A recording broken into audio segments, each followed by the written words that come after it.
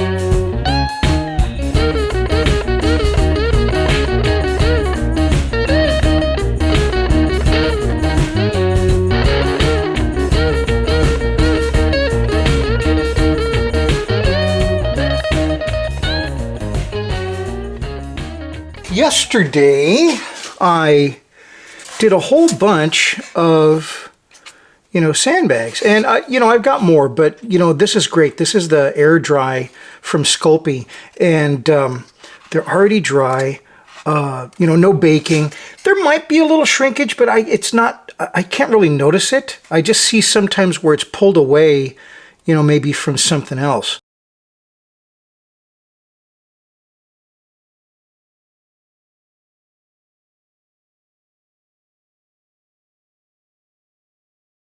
But I really like it. It's easy to work, and again, it's water-based. Now, what I did here is to do this, I taped it on the back so I could kind of lift it up, and then I put this plastic wrap down. And what that plastic wrap does is it allows me to have that there, and see, that needs to just be, I need to let that kind of set up still because this is still a little bit wet underneath here. But that's fine, because what I'm going to do today is I'm going to take this off. I'll do the same saran or plastic wrap trick on this side and then do the same thing here. So this will come off, and it's just that tape. That'll go off to the side and continue to dry. And then those are all adhered. They're all stuck there, and so they're going to fit perfectly onto here when I put them back. But I'm just going to let them dry while I do this side. So that's what I'm doing today, is I'll do this side all along here, and then along here too. I just want to make sure it's in the right position, so I'll probably tape it like I did the other. The taping helped to keep it like indexed, so it just doesn't shift. So anyway, that's what I'm doing now.